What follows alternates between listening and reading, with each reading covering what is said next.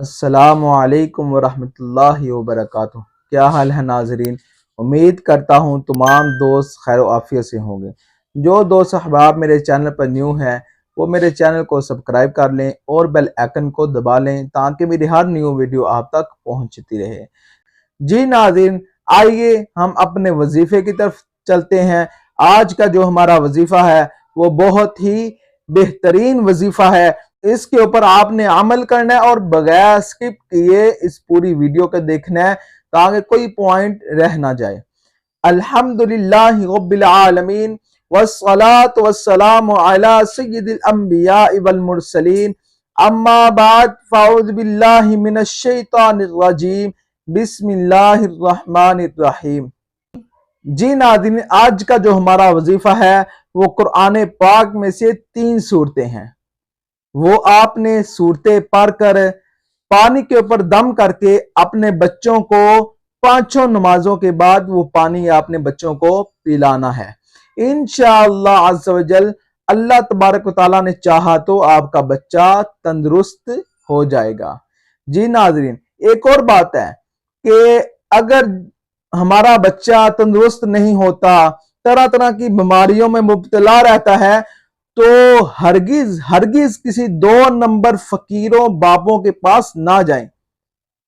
ان کے پاس کالا جادو ہوتا ہے، کیونکہ وہ کالے جادو کے ذریعے آپ کے معاملات اور خراب کر دیتے ہیں کہ یہ عوام، یہ لوگ میرے پاس بار بار آتے رہیں اور وہ ایک کام آپ کا درست کر کے وہ کئی کام آپ کے بگاڑ دیتے ہیں کالے جادو سے، تاکہ یہ جو عوام میرے پاس آئی ہے یہ پکی میرے پاس آنا شروع کر دے، اس کے ایک کام درست کر کے کئی کام آپ کے خراب کر دیتے ہیں۔ تو خدا میری آپ سے ریکویسٹ ہے کہ ان کے پاس جانے کے بجائے آپ قرآن کے ذریعے اپنے بچے کا علاج کیجئے۔ انشاءاللہ عز و جل آپ کا بچہ تندرست بھی ہوگا، جی آپ کے گھر میں خیر و برکت کا نزول بھی ہوگا۔ چلیے ہم اپنے وظیفے کی طرف چلتے ہیں۔ ہمارا آج کا وظیفہ کیا ہے؟ جی ناظرین، آپ نے 5 نمازوں کے بعد ہر نماز، جو بھی نماز آپ نے پڑھنی ہے، آپ نے وہ نماز پڑھ کے آپ نے پاس ایک گلاس پانی رکھ لینا ہے۔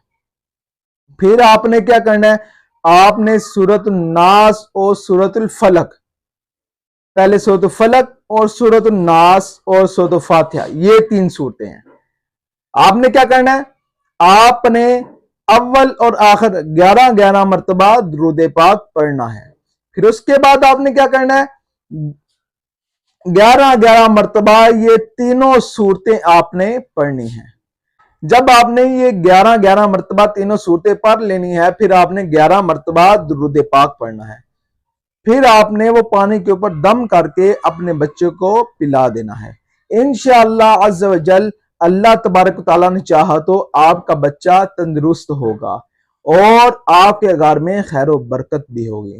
اللہ تبارک و تعالیٰ سے دعا ہے کہ ہمیں حق بیان کرنے، حق سننے اور حق دوسروں تک پہنچانے کی توفیق عطا فرمائے۔ وما علیہ الا البلاغ۔